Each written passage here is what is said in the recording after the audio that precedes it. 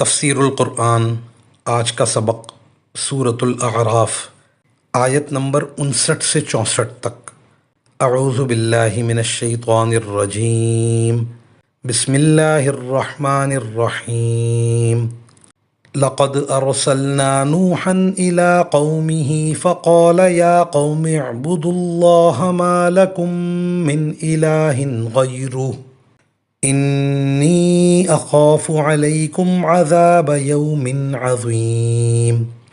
قال الملأ من قومه انا لنراک فی ضلال مبین۔ قال یا قوم لیس بی ضلالۃ ولکنی رسول من رب العالمین۔ ابلغکم رسالات ربی وانصح لکم واعلم من اللہ ما لا تعلمون۔ اوعجبتم ان جاءکم ذکر من ربکم علی رجل منکم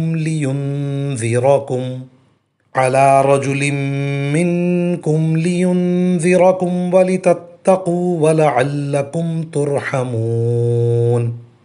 فكذبوه فأنجيناه والذين معه في الفلك وأغرقنا الذين كذبوا بآياتنا إنهم كانوا قوما عمين۔ ترجمہ: ہم نے نوح کو ان کی قوم کے پاس بھیجا، چنانچہ انہوں نے کہا، اے میری قوم کے لوگو، اللہ کی عبادت کرو، اس کے سوا تمہارا کوئی معبود نہیں ہے۔ یقین جانو مجھے سخت اندیشہ ہے کہ تم پر ایک زبردست دن کا عذاب نہ آ کھڑا ہو۔ ان کی قوم کے سرداروں نے کہا، ہم تو یقینی طور پر دیکھ رہے ہیں کہ تم کھلی گمراہی میں مبتلا ہو۔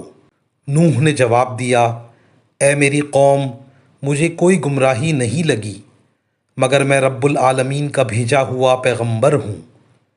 میں تمہیں اپنے رب کے پیغامات پہنچاتا ہوں اور تمہارا بھلا چاہتا ہوں۔ مجھے اللہ کی طرف سے ایسی باتوں کا علم ہے جن کا تمہیں پتہ نہیں ہے۔ بھلا کیا تمہیں اس بات پر تعجب ہے کہ تمہارے رب کی نصیحت ایک ایسے آدمی کے ذریعے تم تک پہنچی ہے جو خود تم ہی میں سے ہے، تاکہ وہ تمہیں خبردار کرے اور تم بدعملی سے بچ کر رہو، اور تاکہ تم پر اللہ کی رحمت ہو۔ پھر بھی انہوں نے نوح کو جھٹلایا، چنانچہ ہم نے ان کو اور کشتی میں ان کے ساتھیوں کو نجات دی اور ان سب لوگوں کو غرق کر دیا جنہوں نے ہماری نشانیوں کو جھٹلایا تھا۔ یقیناً وہ اندھے لوگ تھے۔ ان آیات کی تفسیر میں مفسرین کرام فرماتے ہیں، اسرائیلی روایات کے مطابق حضرت نوح علیہ السلام کی پیدائش اور حضرت آدم علیہ السلام کے وفات کے درمیان 1000 سال سے کچھ زیادہ کا فاصلہ ہے، لیکن محقق علماء نے ان روایات کو مستند نہیں سمجھا۔ حقیقی فاصلے کا یقینی علم حاصل کرنے کا کوئی راستہ نہیں ہے، البتہ اتنی بات قرآن کریم سے واضح ہوتی ہے کہ اس طویل عرصے کے دوران بت پرستی کا رواج بہت بڑھ گیا تھا۔ حضرت نوح علیہ السلام کی قوم نے بھی بہت سے بت بنا رکھے تھے۔ سورہ عنکبوت میں ہے کہ حضرت نوح علیہ السلام نے 950 سال تک اس قوم کو حق کی تبلیغ فرمائی اور سمجھانے کا کوئی طریقہ نہیں چھوڑا۔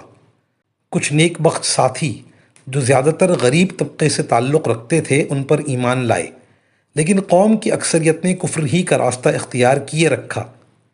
حضرت نوح علیہ السلام ان کو اللہ تعالیٰ کے عذاب سے ڈراتے رہے، لیکن جب وہ نہ مانے تو انہوں نے بد دعا دی اور پھر انہیں ایک شدید طوفان میں غرق کر دیا گیا۔